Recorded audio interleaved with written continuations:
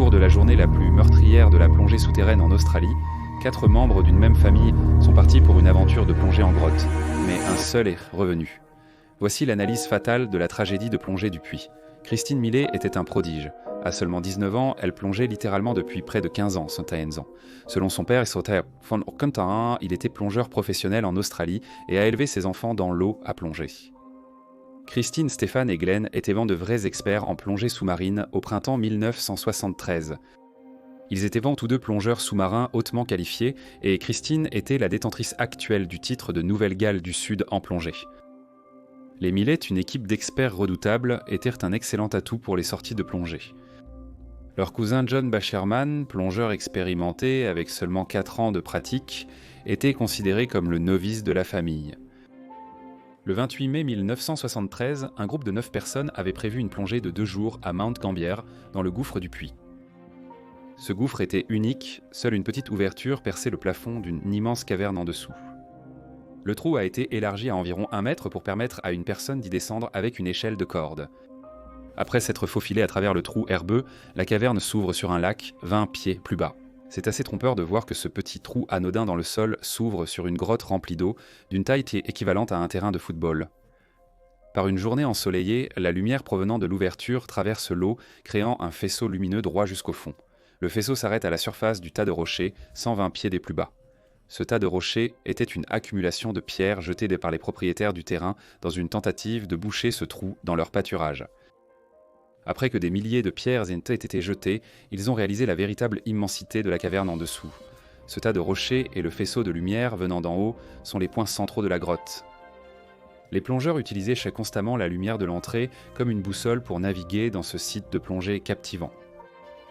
Tant que vous restiez en dehors des 2 tunnels qui se resserraient de chaque côté de la grotte, vous pouviez voir le trou au-dessus, qu'il fasse beau ou nuageux. Le premier jour de leur plongée, le groupe de 9 membres du club de plongée du Pacifique Sud de Nouvelle-Galles du Sud a laissé tomber une corde depuis l'entrée jusqu'au sommet du tas de rochers. Ce serait l'unique corde installée ce jour-là. 8 plongeurs ont exploré près de la caverne principale, parcourant environ la moitié de la salle avant de finir leur journée. Le 9e plongeur étant resté à la surface pour gérer les fournitures et la sécurité. Robert Smith était le président du club de plongée et était descendu dans le puits plus de 20 fois. Robert était à l'aise avec la chambre qu'ils exploraient, mais ignorait ce que Christine prévoyait pour le lendemain. Selon ses prévisions, tous avaient accepté de rester dans la zone d'une profondeur maximale de 200 pieds. Cela permettrait à tous de rester dans la chambre principale, avec le trou au-dessus visible comme repère. Aucune autre ligne de guidage n'avait été posée et aucun plan de plongée officiel en groupe n'avait été établi. Sans chef désigné, il n'y avait aucune coordination des plans ni de système de binôme attribué. Le 2e jour, Christine, Stéphane, Jean et Gordon Roberts prévoyaient d'explorer le tunnel à l'ouest de la grotte jusqu'à une profondeur de 250 pieds. Ils descendraient et remonteraient rapidement sans s'attarder en profondeur, établissant un nouveau record. En 1973, les plongeurs utilisaient toujours des bouteilles d'air comprimé classiques pour la plongée profonde. Les gaz mélangés n'avaient pas encore été introduits pour la plongée récréative et la science de la plongée technique restait à établir. Les plongeurs étaient limités en profondeur à cause de la narcose à l'azote. Ils repoussaient clairement les limites de ce qui était possible et mettaient à l'épreuve leurs propres limites personnelles. La plongée souterraine avait une dynamique bien différente de la plongée en eau libre.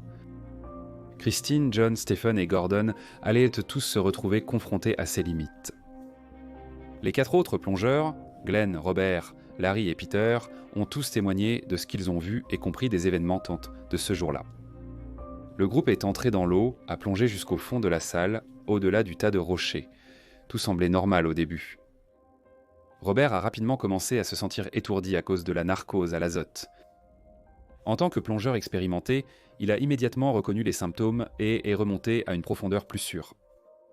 Avec les pressions plus élevées dues à la profondeur accrue, l'azote présent dans l'air est poussé dans la circulation sanguine. Cela a un effet narcotique comparable à l'ivresse due à l'alcool. Plonger dans un tunnel à 60 mètres sous l'eau peut s'avérer extrêmement périlleux. Après avoir circulé un peu autour de la base, Glenn avait remarqué que son temps était presque écoulé. Il était juste derrière sa sœur et les autres. Il lui a tapoté l'épaule, signalant que le temps était presque écoulé. Alors qu'il allait la toucher dans le dos, elle s'est jetée en avant avec les autres, franchissant la rambarde. La rambarde surplombait le tunnel, mais Glenn était serein. Il croyait qu'il ne faisait en réalité que regarder brièvement avant de remonter. Alors que les plongeurs suivaient chacun leur plan, plusieurs remontèrent vers la surface, certains faisant des paliers de décompression en chemin avant de refaire surface. Un par un, ils sont apparus à la surface, mais il n'y en avait que 4 en l'espace d'1 minute environ, ce qui est devenu immédiatement inquiétant. Ils avaient tous commencé avec la même quantité d'air et le temps était écoulé. Des plongeurs sont redescendus pour tenter de retrouver les autres. Ils sont descendus sous la corniche, mais n'ont trouvé que l'appareil photo et la lampe torche de Stéphane posés au fond. C'était une situation incroyable qui semblait irréelle. Ils espéraient franc qu'une poche d'air emprisonnée ou un autre moyen permettrait leur survie. Que s'est-il passé dans ce tunnel ? Lorsque Christine et les autres atteignirent la corniche surplombant l'abîme, ils s'arrêtèrent un instant pour se ressaisir. Elles savaient qu'elles devraient faire vite, descendre et remonter en minimisant le temps passé à cette profondeur. Respirer de l'air normal à cette profondeur était plus risqué, elles le savaient. Même si elle commençait à ressentir les premiers effets de la narcose à l'azote, elle était consciente de la façon de gérer ce déficit. Elle prévoyait de rester concentrée et de respirer lentement et régulièrement.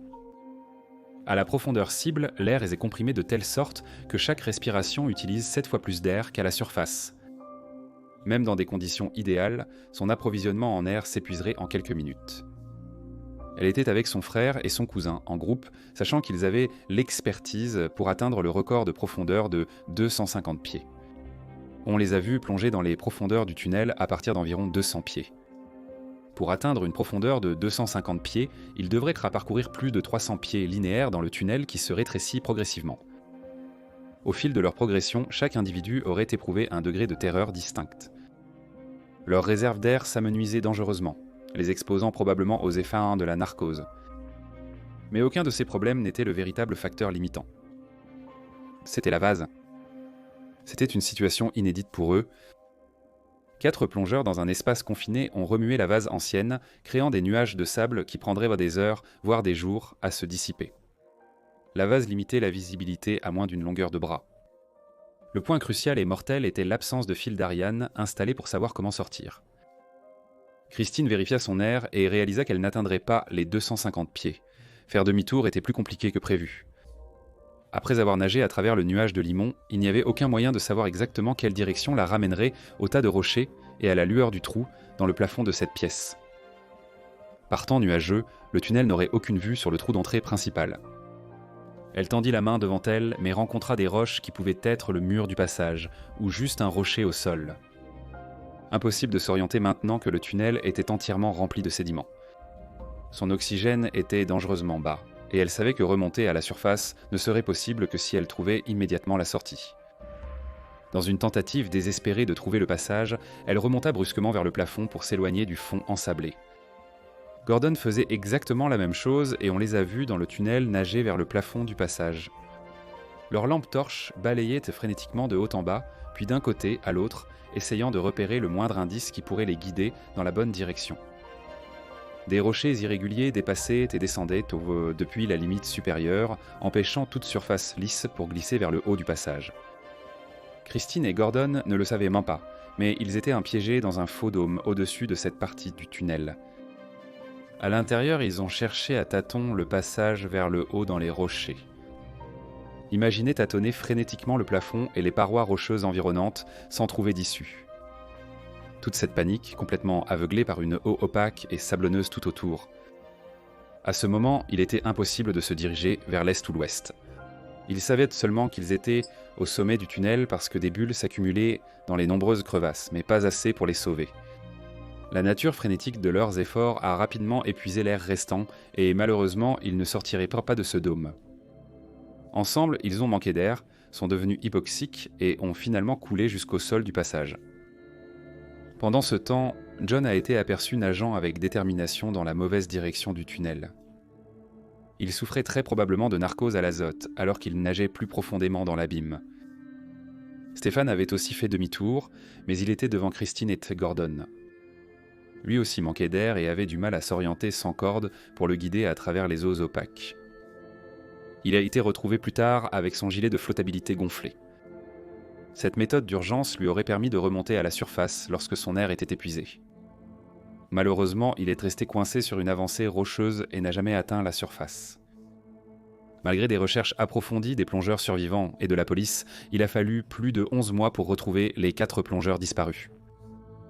Il était vraiment difficile de comprendre que certains des plongeurs les mieux entraînés puissent perdre la vie dans un gouffre.